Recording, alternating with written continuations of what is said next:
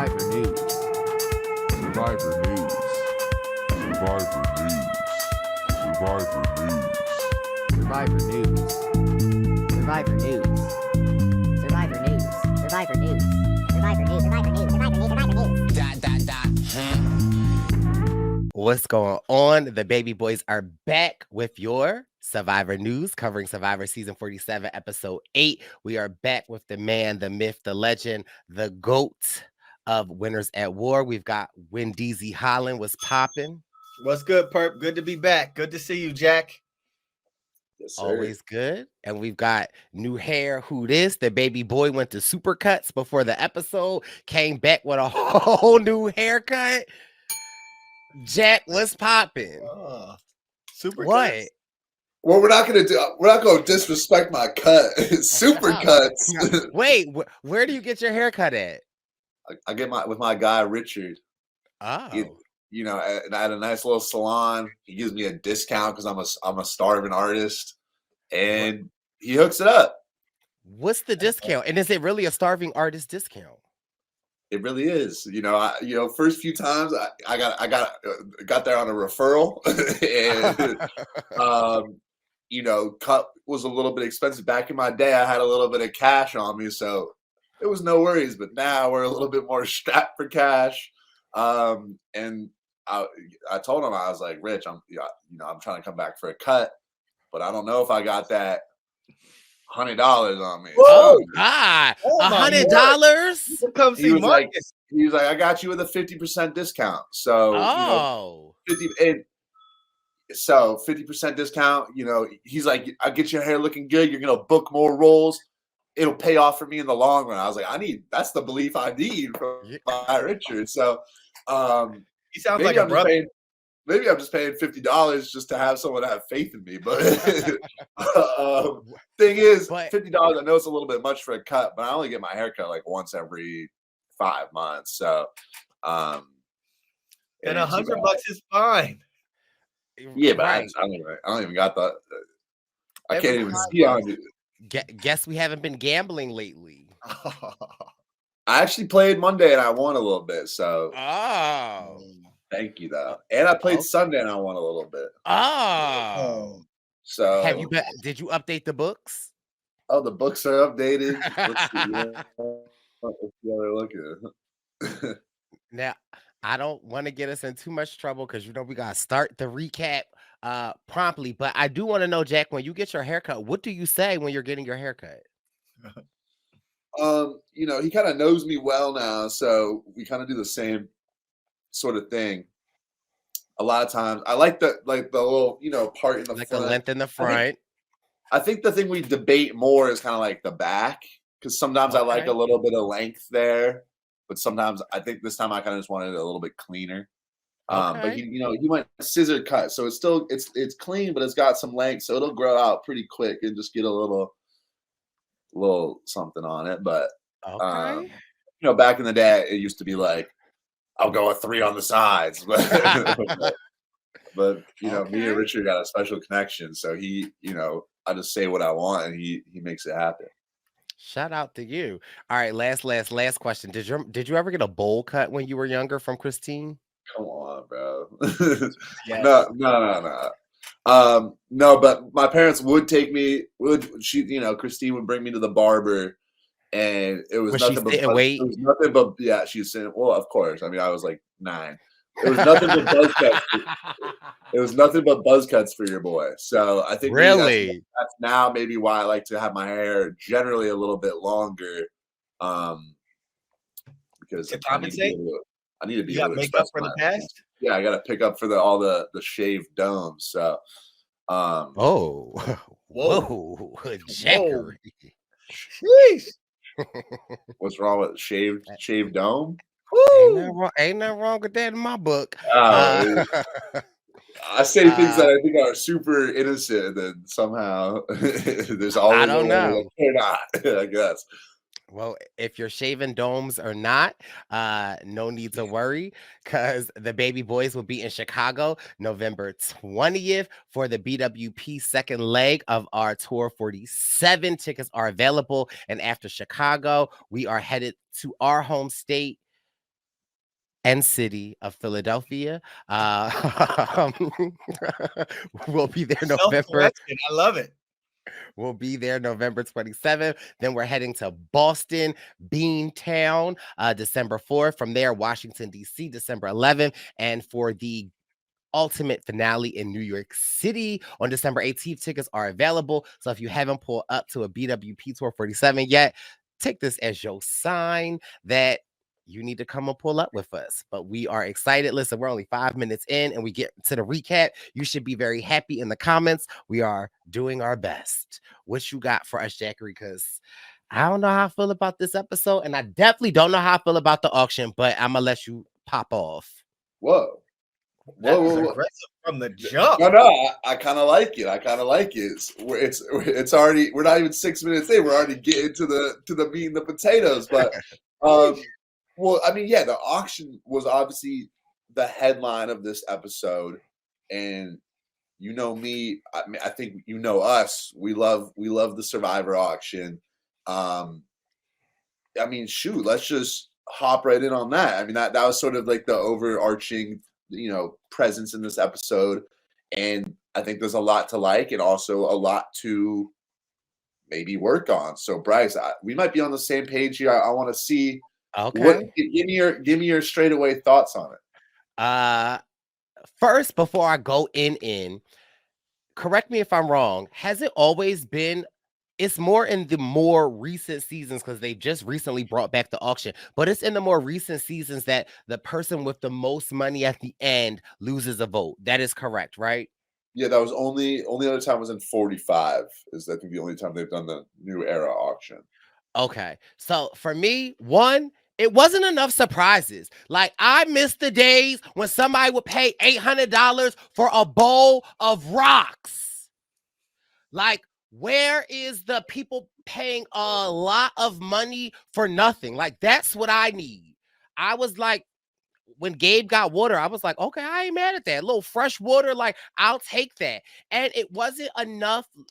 Where's the nasty stuff? I want a bag of Beatles. I want, I think of Austin when Austin was eating the eye. Like, it's like, give me more of the nasty stuff. Like, they had the eye, though. They did have the eye. Just one eye.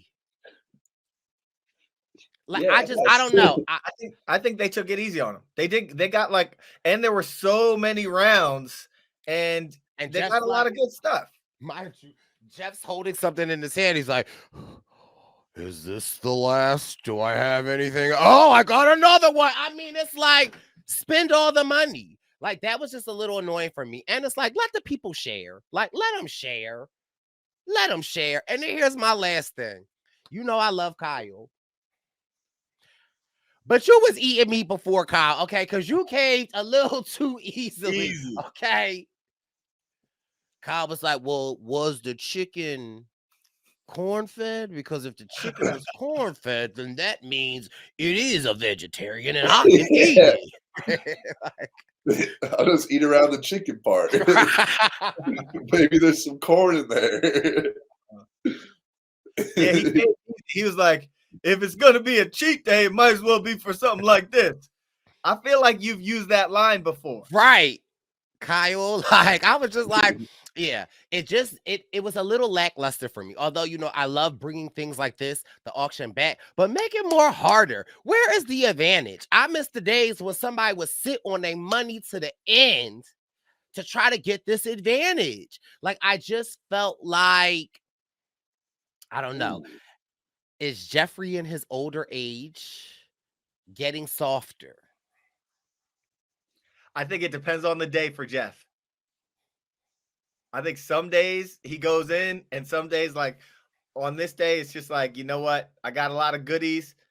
Yeah, I'll throw those grubs in. Oh. Bryce, how would you do with the grubs? I would have tore them up. I wouldn't have even chewed them, Jack. That's disturbing. Just buzz dome all the way down. So if I go find some grubs, Bryce, you'll eat them? I would eat one.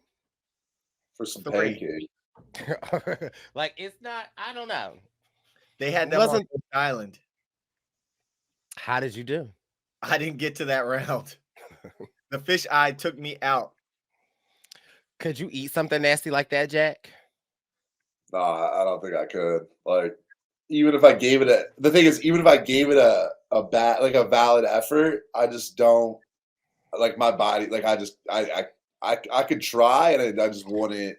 It would come back up. Like it. Oh. So to me, it's kind of like I'm not even, especially with the live grubs. Oh, like when it's still alive is the. If it was dead, I think I could get through it, but like when Sue was eating them, and then I had to like I was looking away. I was like that was ugh. I like for Jack, some pancakes. I don't know if I'm doing that. were you old enough? Are you old enough? Do you know the show Fear Factor, Jack? Yeah.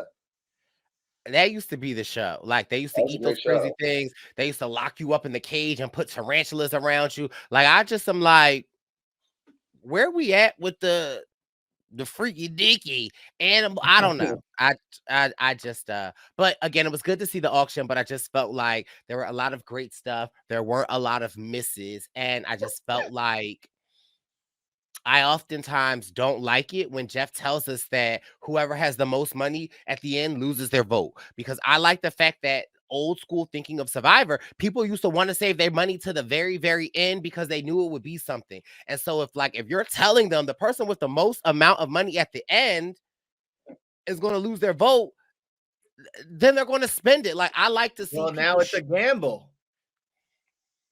Now you're holding off, thinking, all right, there might be something, but I have to spend it at a certain point. Yes, now it's more of a risk. Well, you're not a gambler. Let's talk to the actual gambler. Jack, what's the best way to go about managing these pros and cons of the auction? Well, so some of your points, Bryce, I agree with, and some of them I don't. But the thing that I Oh, do agree with is that the most money loses vote is a big problem, because then it just becomes, oh, I have the most money and I don't want to lose my vote. I'm just going to bid it. Like I'll bid all my money on a glass of water just to get rid of the money so that I don't lose my vote. So it kind of takes away the point of the auction that we love seeing of like, oh, someone's like really hoping that there's a quesadilla and they're going to wait, and then they get the quesadilla and they're like, yes. But now everyone just has like random foods. I mean, Kyle ends up with someone he doesn't really even want to eat. but Yeah, and I just think it's kind of goofy. Like, I love the auction. Don't get me wrong, but I just think them like this whole it just turns it into like you guys said, kind of a gamble, and it's just okay. Once the first five end, oh, I have the most money. I gotta get rid of it. Put it all on just a random item, and then the next person does the same thing, and the next person does the same thing. I mean, we would see in the old auction, some people wouldn't even bid on stuff because they got to keep the $500 if they didn't spend it, and they're like, "Oh, that's how it works. I'm just gonna take the 500 home," which is kind of funny. The thing that I don't agree with you about, Bryce, is I think what kind of broke the auction in the past, why they got rid of it, is having that advantage at the end. Everyone waits for it. It kind of ruins the auction. The thing that I love that they did was put the advantage in the fries, and you still get a little advantage, and it makes it fun.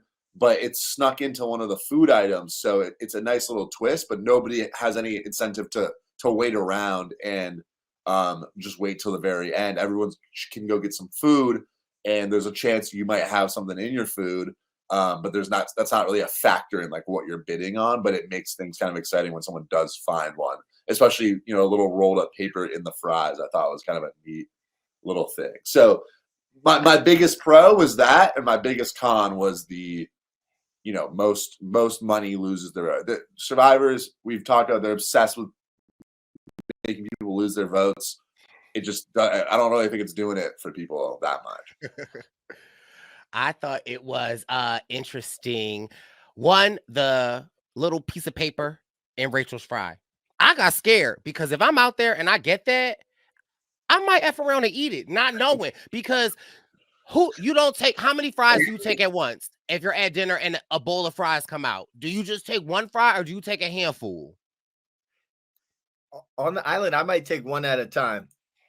And those were those husky fries too. I might savor every bite of every fry, or maybe two at a time. I usually go like maybe 2, 3. You know, put them together, dip them in, Right. and then you hold it up. But the thing, I think I would see the paper, but I know what you You mean. can feel it. No, It's well, you're on Fiji. The fries might have been cold. Like, I also miss the days where someone has so much money. Like, here's another con that I feel about in the today's auction when people are trying to burn their money. I miss the days when someone would have like $1,000 and they would bid on something for like $50, right? Like there yeah, used to actually be somewhat of yeah, an auction back and forth. And we don't really see that. People's just been $800, and it's like, yeah. I don't love Agreed. that. Agreed. The whole that's the thing is like them being the whole lose your vote thing kind of loses the spirit of the auction. Like people are now incentivized to just bid all the money they have. Obviously, everyone now it used to be everyone has $500. Now everyone has different amounts, so there's not even really a competition because the one with the most money is going to win the bid. Um, and yeah, it used to be fun to see people be like, oh, 20, Right. 40. That was fun. And now it's just like literally the second item, it's like all my money. Like 4 people are saying that, and it's like, oh, Teeny has the most. You get the mac and cheese. It's not. It kind of loses the spirit of it. And but to counter your point of like you don't like them having the advantage, I liked the advantage at the end for specific reasons like that, where someone would get a cheeseburger and fries for $40 because even though people had the money, they were holding on to it. So I don't know. I miss somewhat of the nostalgia of it all. However, tell me what you thought about like when Gabe got his thing and then he got $60. They gave him $60. I thought that was kind of weird. That was a curveball. I think it was maybe to just make sure that if there were, my guess is to make sure if there did end up being 15 items, that you don't get through like 11 items and now everybody's bid all their money. Okay. So I think it's to give money back to make sure that someone would have money at the end to lose their vote is what I would guess. I did love, you know me, I love everything baby Andy does. I love in when they announce that it's the idol or not the idol, the auction, and everyone has to run around and get the money. Like baby Andy, he just not having no luck.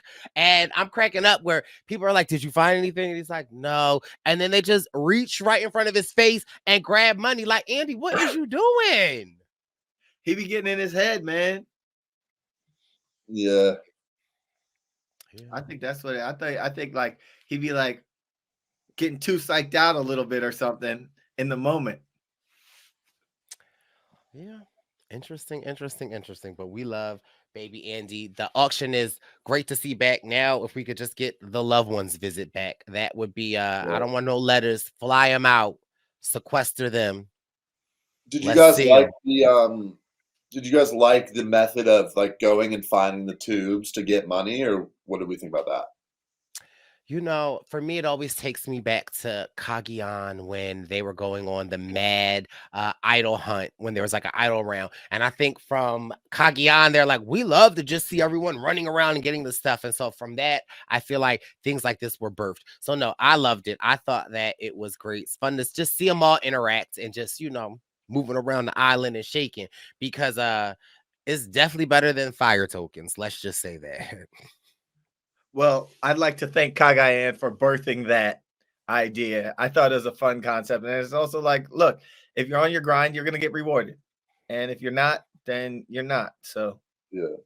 I'm generally a little tired of like the the scavenger hunt type of thing.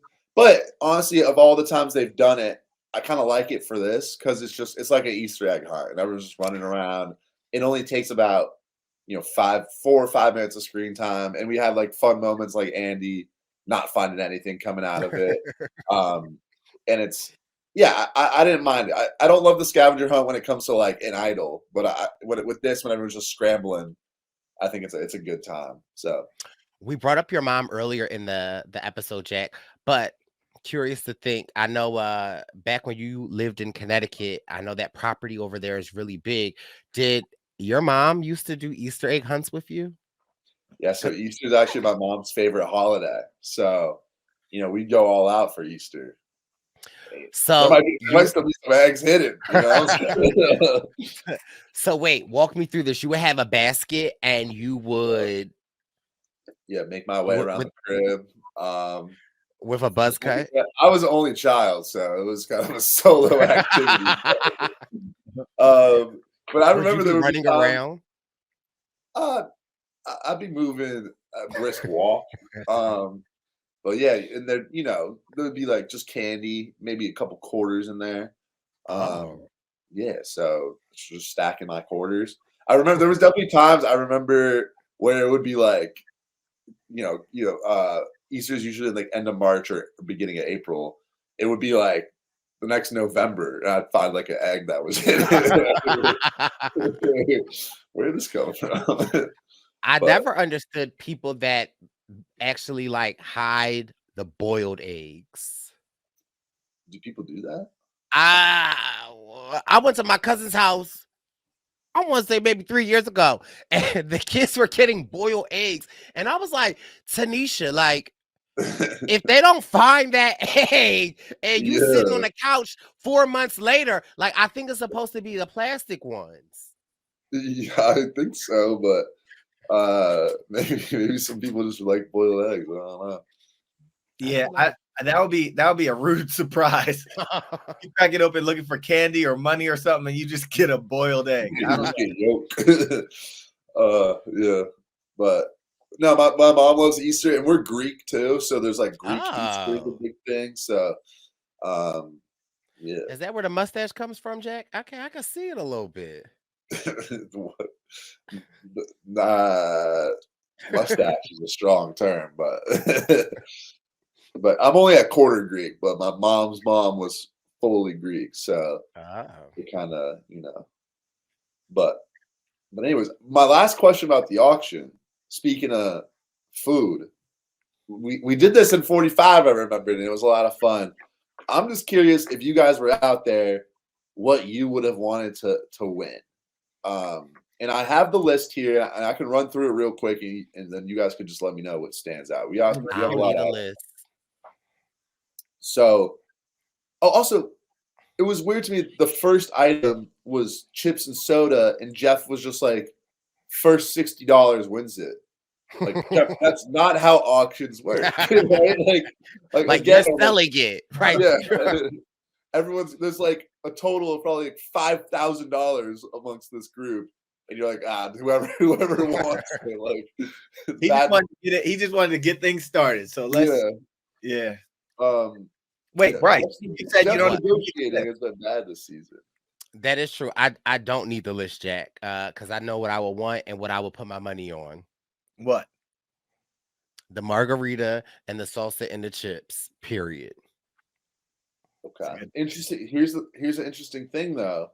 Okay. Apparently, I think the last 4 people to win a margarita at the auction have been voted out that same episode. Sierra, Kelly, I think Jen Brown and Worlds Apart, and then I forget who before that, but I saw like someone say this. The curse of the margarita. Margarita curse. You still want that margarita, Bryce? I'll take it with the lime and the coconut. Give me the burger and the fries with the advantage in the fries. Yeah, if we're talking advantage, I definitely. I think burger fry. Oh, and there was a beer too. I mean, that's fire. Teeny was hype. Yeah, Teeny was like eyeing it up. I love chicken wings, so if Kyle doesn't want the chicken wings, it looked like a pretty big. I think there was some ranch on there too. Although, I wonder how long that ranch was sitting out. But I don't know. They give it to you in good shape. If it's hot, they're gonna give it to you hot. If it's cold, they give it to you in good shape. Sometimes I see those Survivor pizzas, and it's like, but you get some good wings. You eat it with the hands, some buffalo sauce on the hands. Maybe that night before you go to bed, you just get a little.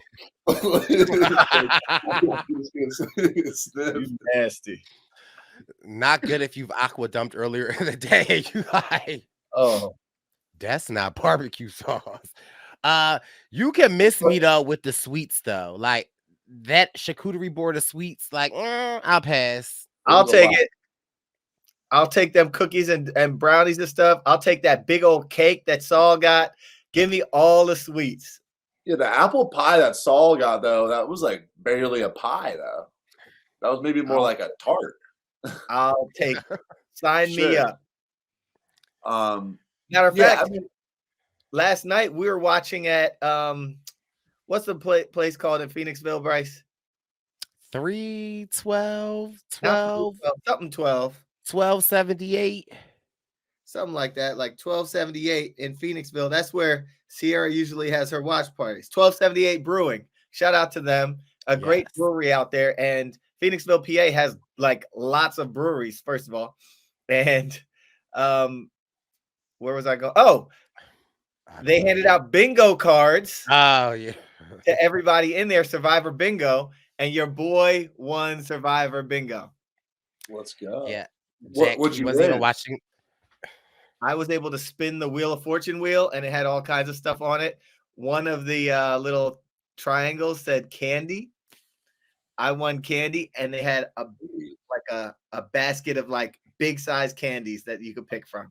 I know you love candy too, so that's a good win. It was a good one. I got the Reese's Pieces. Jack, he was like, bingo! Nobody was even paying attention. Okay? Like, They were. I was trying to get to this bingo. They weren't hype at all. They were just like, and then I had to say it again, like, where do I bring this? Like, what's up? I got bingo. That's like in Ghost Island when you won the challenge. You're like, I'm done. Well, Now I got a knee-jerk reaction. I have to like overly yeah. proclaim my victories. Wendell, you were the only one playing, so don't worry. I think I was. I looked at Bryce, and Bryce didn't have nothing. I was watching that my episode. bingo card from me. My last question about the auction is I feel like they should have let Kyle, like someone buy those off of Kyle. Like Right. and maybe Kyle still loses his money, but like I mean, even before the item was uncovered, Sam was like, "Hey, like can I put up my 300 on the chance that it's meat?" Like Jeff, they're still spending their money, you know. Like just let to me, it then puts Kyle in this uncomfortable situation where he probably was thinking, well, I'm a vegetarian because I don't want to like consume I don't want to hurt animals or whatever. But if I'm the only one who can eat this, then it's gonna go to waste if I don't eat it. So it's the same as eating it. And then now Kyle's in this weird spot where he like feels like he has to eat it, which is a little bit uncomfortable to watch. I mean, I'm obviously not a vegetarian, so I'd be out there scarfing down the chicken wings, but I want Kyle to be able to stand on his, not feel any pressure to break his morals. And it felt like Jeff kind of pushed it in that direction a little. I'm sure it wasn't on purpose, but it's like that's kind of what's going to happen. So the game is Survivor, and it's meant to put people in weird, precarious, awkward decision-making positions. So, of course, they're gonna be like, "Well, you got to make a decision." Am I making this up?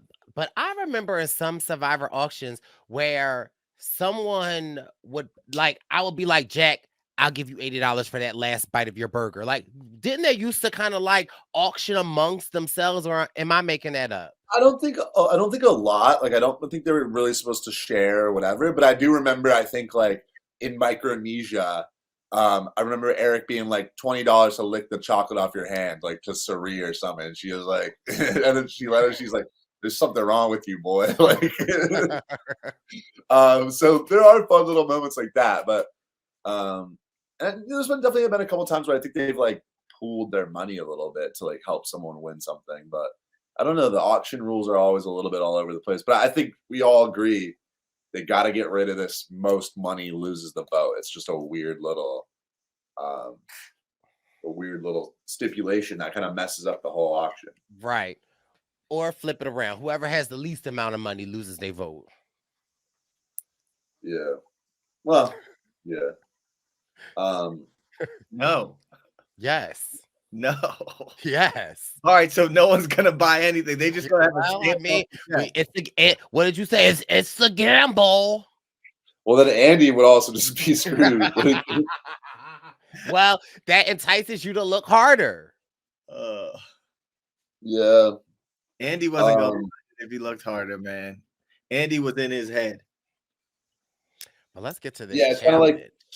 it's kind of like when you're. I felt like Andy's problem was. It's kind of like when you're doing like a crossword or something, or like a word search, and you're just looking at all the letters, and you're not like you're just letting them all hit you in the face. You're like, there's like 1,000 letters.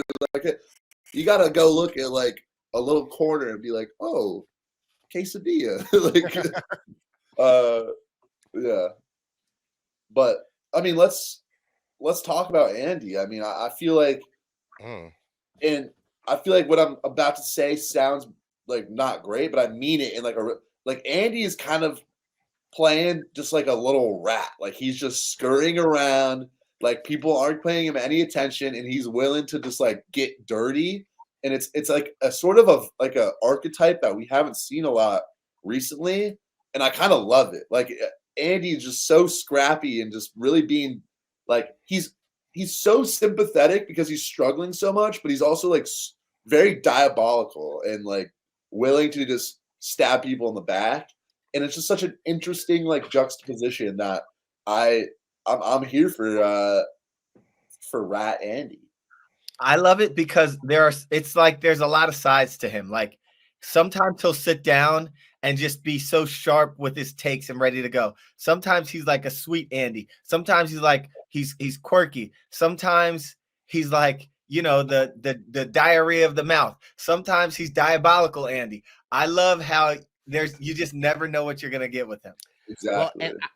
But I love that about the new editing in Survivor, right? Where it's like, I feel like that can be the story with anyone, right?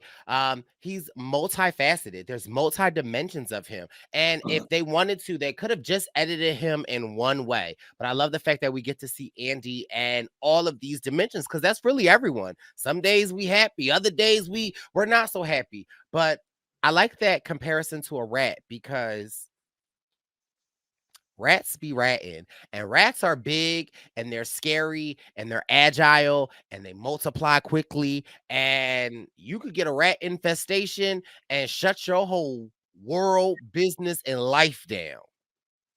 And is that what Andy is over here in the island? Are you I don't know. experience? I've never had a rat in my home. Have you? I don't know. Have you ever had a rat in your home, Jack? Not in the home, but we had a little outside. In the frat, in the frat house. No, here actually. Really? So our neighbor is like kind of a hoarder and just like accumulates a lot of garbage. And so when we took the bins out to the street for like, he just took a bunch of trash bags and just put them where the bins go on the side of the house, and just like left them there for a week. And then like when I took the trash bag in, I filled them all up as much as I could, but there was still some on the ground. We come back the next week to wheel the bins out to the street, and I get hand on a bin. 10 rats like come out of the bags on the ground. One of them like jumps over my roommate's foot because he's in sandals, and we all just like run away. It's at like midnight. And then we go back to like, we're like, okay, they probably all ran out. We go back, like grab the bin. One more runs out. And then like another one runs out. And then so we grab like a broom and we're just like hitting everything. Because at this point we're also like, we need to get rid of these bags. They're just gonna get worse, So it was disgusting. So yeah, that was a rat problem that we had. That's nasty. But with like the rat thing, it kind of reminds me too of, in like the mafia, like they're like, oh, we got a rat, like a kid. And it's sort of like Andy is this young guy in the Gata mafia run by like Sam and Sierra, and he feels it's kind of like a classic like mafia tale where he feels underappreciated. He's like, I'm gonna go, like if they're not appreciating me, I'm gonna go to the ops with some information. And you're like, Andy, how could you betray them? But you're also like, but they weren't giving Andy the respect he deserves. Like it's kind of like a great like narrative tale. So It's just a crazy role. I feel like there's so many weird dimensions to Andy's game, and like they don't always make sense. Some of them are like really good. Some of them are really like he's struggling, and it's just a weird concoction that it's like we never really see, and I really enjoy it. Like Wendell says, like you don't any given day, like you don't. Andy can come into confessional being like, I love everybody. Like I feel so welcome and I'm having the best time. Or he can come and be like, I'm gonna end everyone's game. Like I'm gonna slam them all in the back. Like What's his sign? Anyone know? I feel like we need Kendra to go like have a conversation with Andy and tell him like his astrology or something, because I feel like he's got to be something.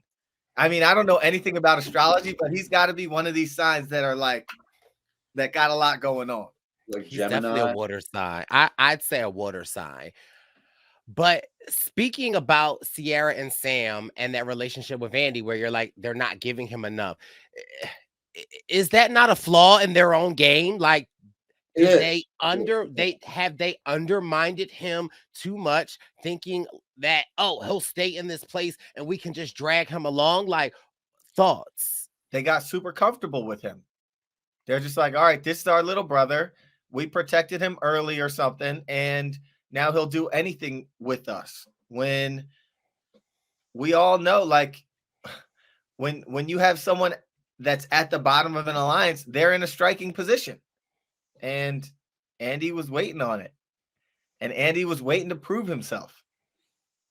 And he just loved it because that Annika blindside, how he was like, I loved it. Like, I can't wait to see him next week because he's going to be talking so much ish. And I know we're all over the place, but this move from Andy scared me in the sense that I feel like Andy has now illuminated himself as the rat master. And now everyone's like, well, we know where all the rats are listening to. And I feel like it might put too much of a huge target on Andy. And I worry for Andy that if the heat gets to him, I'm worried how he might react. I feel like we know the type of player Andy is. And so sometimes when he's in that pressure cooker, I'm scared he might do something not rat-like and kind of be like a mouse. I don't know, but I'm nervous for Andy because like after this move, it definitely like he's on people. I mean, he's been on my radar, but he's going to be on people's radars now.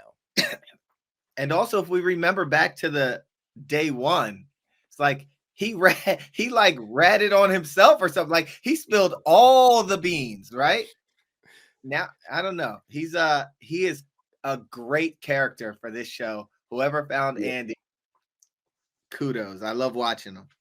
Yeah, it's like you put Andy in a corner and you don't know what's gonna happen, but something's gonna happen. You can't put Andy in a corner. We got this immunity challenge, right? We could talk about the challenge in a second, but what I want to know is for someone like a Kyle, right? He don't eat meat, but he's strong. Is there ever a point? Because this makes me think of like Tasha from Survivor Cagayan, because I stand Cagayan. She went on this immunity run. Like, is there ever a point where you look at someone like a Kyle and you're like, maybe I don't actively win this, right? Because this is your third one in a row. I said this last week. The second he doesn't win, he's going home. But I feel like when you win 3 in a row and you don't win the next one, you've got to go. Yeah, but after winning 2 in a row, it's high alert for him. So, like, bro, you better win this next one, if you ask me. I don't think there's a problem. Yeah, it's like he is on high alert already. We know he's gonna win everything. He could have been up there and turned to Andy and be like, Andy, I'll let you have this one. Like, I don't know, something like you might want to get on the Rat Master's good side, but I just feel like at this point, it's like, Kyle, the second you don't win, it has to be a wrap for you.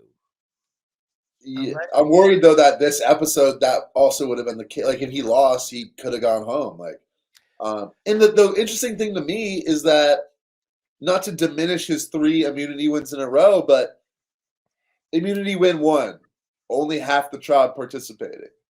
Immunity win 2, he actually loses to Teeny and Genevieve, who are on the other side, who last longer than he did. Like, he didn't even win that one, really. And then this one, he's only going against like the 4 other guys. So he's definitely a challenge beast, but he hasn't had a single challenge where he's like won outright, you know? Well, I mean, a win is a win. Yeah, but I'm just saying, like, I don't think he's as much of a like. If he won 3 in a row against everybody, then that's more impressive than Jack, winning against. is you trying to take the meat off of Kyle's bones and say he ain't really win? Oh no, I'm almost trying to do him a favor and say if I was out there, Jack, no. Wait, you're trying to do him a favor by discrediting his wins because he didn't win against everybody. Well, okay, I see what you're saying, but because like, if I'm out there, the logic in me would be like, okay, well, he won 3, but the second one, like, he didn't even win, and then like the third one, he only beat the guys. Like Sue might have beaten him. The first one, he didn't go against half the tribe, so it's not like I'm not trying to diminish it like to him. I'm saying for everybody else, they might be like, okay, maybe he isn't. It's not like I don't think Kyle's going to win every single challenge, you know. So I personally wouldn't be that worried.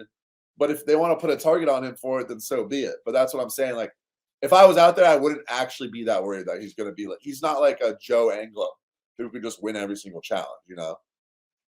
I don't know who that is. But I know Jonathan used to be good at challenges.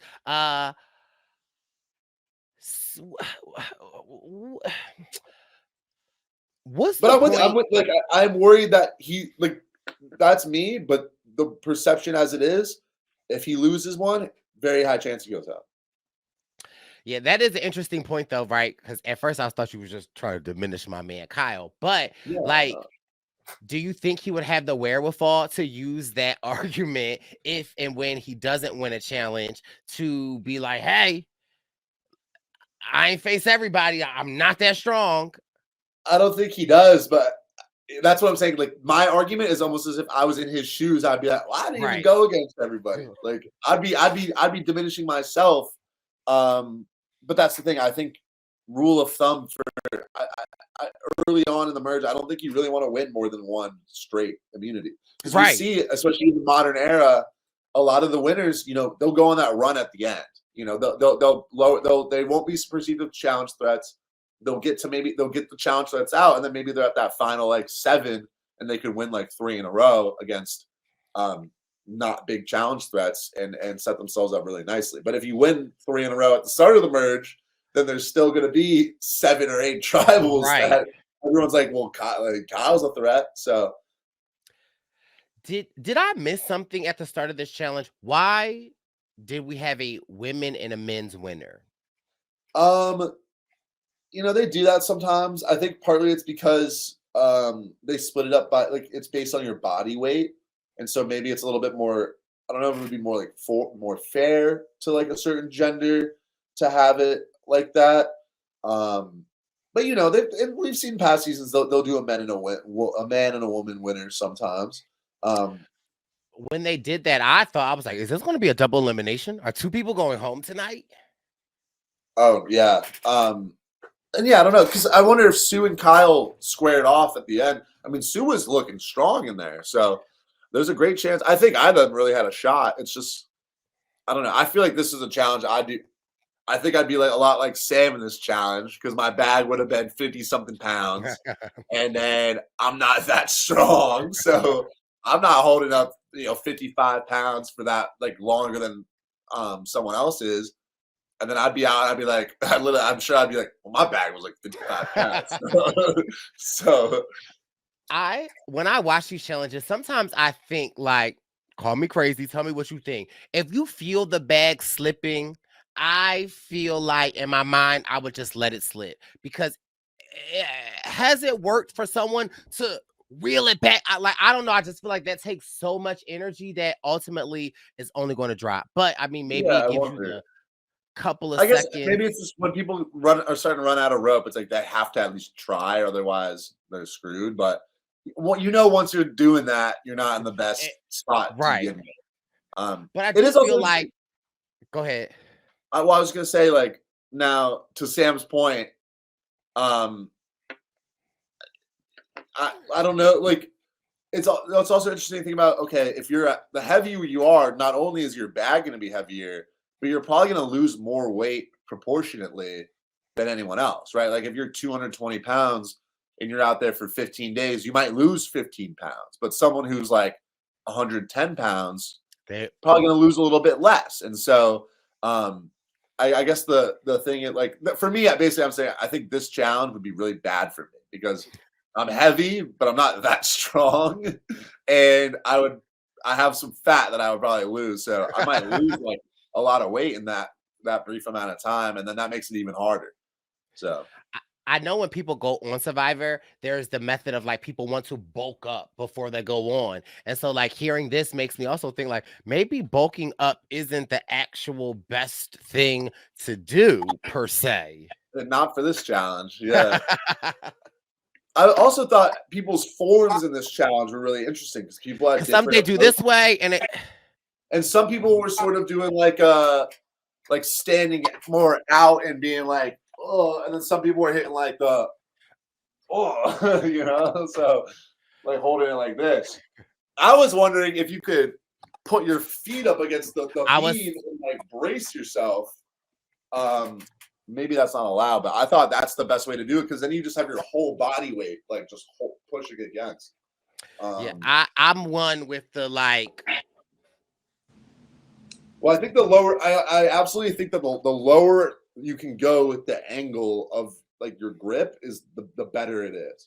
See, but I don't know because with the velocity and the force, sometimes that angle is going to give you a speed if and when the pressure of the force doesn't come back with you. So you always want to be careful with that angle. I didn't think about that. Yeah, you know. Well, no, I just think the more I mean that's a great point, Bryce. I don't even know how to rebuttal. Yeah, you know, I be smart. Now it's interesting because after we get Sue and Kyle are the winners. Again, shout out to Sue, shout out to Kyle. Now this like mayhem ensues. But I was like, I can't wait to talk to Jack about this because it's just like I just don't know where anyone was going. And obviously that's a part of the edit because I'm just like, well, who's the target? I mean, we know who Andy wants. But I don't know. I enjoyed this aspect of it because I was like, okay, this is one of these tribals where it's like, I don't know what the hell is going on. And they're not really giving us any clues as to where the numbers are lying. Yeah. Yeah. I think it was just like the benefit of the 90-minute episodes is we know that this group is the target, but now all the rest of the 8 players are all like, okay, well, within this group, I prefer to keep this person over this person, or we should target this person, or someone else wants to target this person. So it's like, okay, we all agree on like this, someone from this group should go home, but now we all have our different little relationships coming into play that make certain people want other people like more than others. And so it's like, okay, if we're all trying to vote together, how do we come to a compromise here to like get that best person out? And another thing I thought was interesting is this whole idea of Sam is sort of that person that I think would be typically targeted. He's a bigger guy, sort of been the strategic figurehead for Gata to some extent. But now I think a byproduct of the new era, we've seen a lot of winners be sort of those like under the radar sneaky threats. And I feel like people in this season are saying, okay, Sam's an obvious threat. Like we can get him out later. It's these sneaky threats like a Sierra or a Rachel who actually might have more winner equity. And so let's kind of table Sam for now and we can go for one of those sneakier threats, which I think it's not like a brand new strategy, but I think it's definitely a little bit different than I think we've seen in the past where, early merge, a lot of times it's those big challenge threats people want to get out. But now it's more like, who's like an underrated person that could slip by? Oh, they're actually not underrated anymore because we see them. We see what they're doing. So yeah, I just thought it was a really interesting juggle between them. But I hope, I don't know. Yeah. Now we get the tribal. We know Rachel has an idol from her Fry idol. Now this is where I was like, I got to talk to Jack because I'm so confused. Yeah. Now, I mean, we've seen Rachel's name was floated out there. So us as the viewers, I'm like, okay, I don't really know, like, if Rachel really is a target. But she plays her shot in the dark. Now, was it really to play the shot in the dark, or was it really to gauge like how people will react to me playing the shot in the dark? And if they react that way, then I'm going to play my idol. And so I need for you to explain to me, is that a smart move? It's a great move, and I think you hit the nail on the head.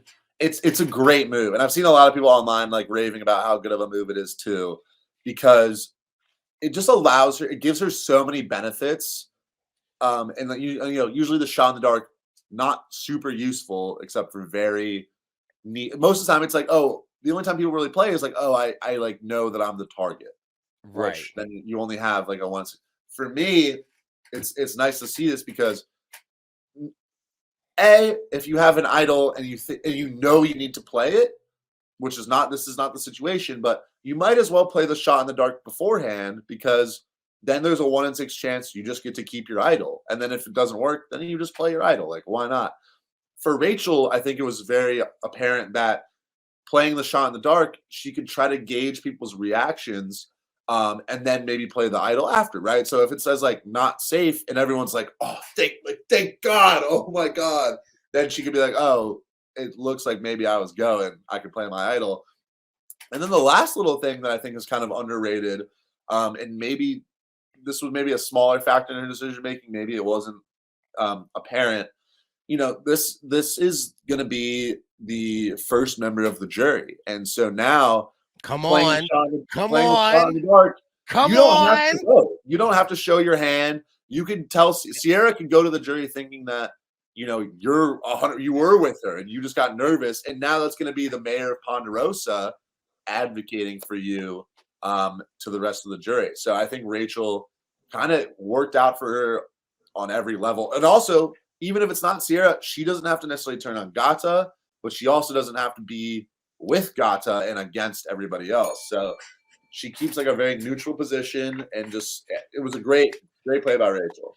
That was so we were watching it at a bar last night, and I was screaming the window. It was like that's the best move. Now I playing the shot in the dark to gauge the other people. I was like, okay, I don't know if that makes sense because like, how you really going to gauge, right? Because I put myself in like, say it was like Andy, right? I feel like if Andy did that, no matter what, he's going to think people are targeting him. But when I saw that she didn't play it, I was like, oh my God, you don't have your hand in the first person going to the jury.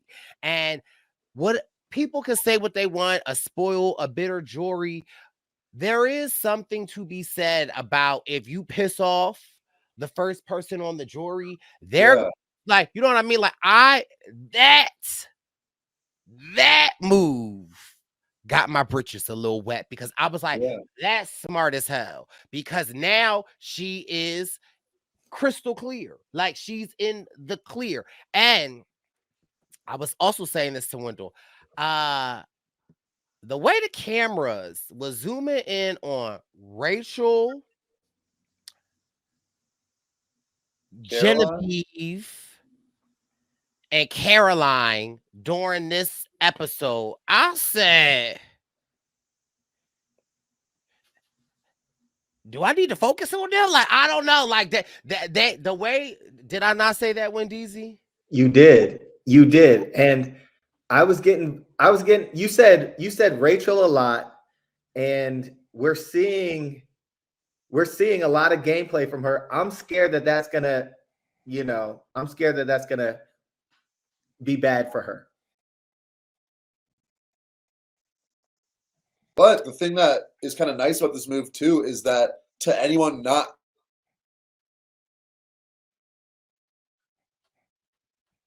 Wendell was saying that this could raise Rachel's threat level, but the thing I like about it is it's a really good move, but to the people out there, they might just be like, oh, Rachel got spooked and played her shot in the dark. They don't know that she has an idol. Right. They don't know like all the layers to it.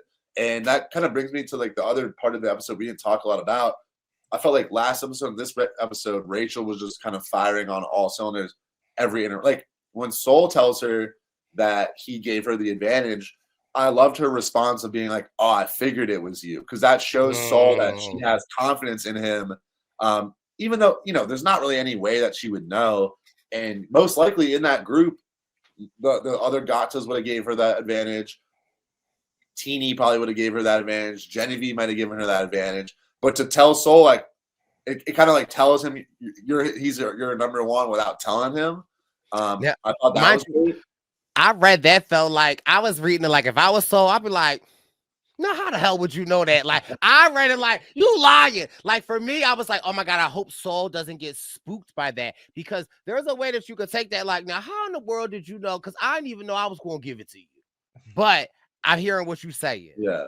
And so I thought that was a great interaction. I thought, like, her, I was a little worried when she was getting that idol when everyone, like, but she pulled it off. I was like, just do it at night or something. Like, just act like you're fixing the roof or something. But she made that happen.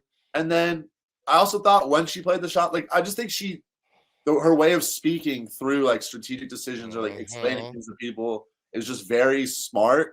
And yeah, she's just a good player. And we'll see if people catch on. It definitely, last episode with that whole situation of her being alone and being saved will probably put her on people's radars more than she would like. But I feel like hopefully, I think her and Sam, now that Sierra's gone, should be in a good spot to be kind of free agents because they got Sierra out. But I really do think there's going to need to be some Tukus that leave at some point. So, but she's on Genevieve's radar, right? Yeah, a little bit. And Genevieve. Genevieve is a scary player. Like Rachel and Genevieve's radar to be on for sure. Yeah, I don't want to be on Genevieve's radar. Like they're scary. She's a scary player. So, and both Rachel and Genevieve can win this game. And like I think Saul got some winner in him too. So like I'm interested to see how this plays out. But I'm scared for Rachel. But thankfully she has this idol. But and she's so smart. So she's gonna play it in a really. I think she's gonna play it smart. I mean, we've never seen somebody bluff with a shot in the dark. So I mean, that alone is update Indeed.com resume, because that's a resume booster. Because we've never seen that. My last final thought, calling me Bryce Springer. Seeing Sierra go home in the position that she went home on, and again, mind you, I'm in my I Stand Kagian era. It reminded me of Sarah Lucina, right? Like Sarah Lucina, and like not the same, but I really felt like Sierra was in such a power position, and to see everybody Wendell to Andy and kind of follow Andy's move. And it kind of sort of reminded me of like Sarah and Cass a little bit. Cass was the one that put the nail in Sarah's coffin. And it's like, if Sierra had a little bit more trust in Andy and made him feel comfortable, because ultimately Andy is the one that signed, sealed, and delivered. Yeah. That's my little 2 cents. But it is safe to say that although Rome might be gone, the season is definitely shaping up, and we have some amazing players. We've got the Rat King. We've got Rachel, the idol bluffer. We have Kyle, the non-meat eater. We got the 45-year-old goddess. We've got Genevieve, the bee killer. Like, we got Saul, the wrecking ball. Saul, the wrecking ball. Okay, we got Caroline, let me hear you out.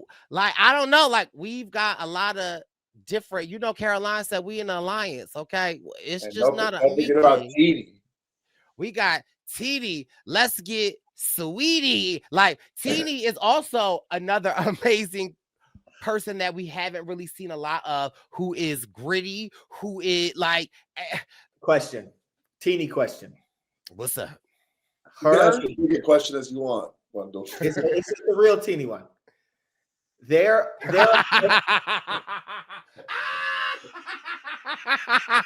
okay. That was funny. All right, their obsession with is their obsession with an all-girl alliance gonna be to their demise?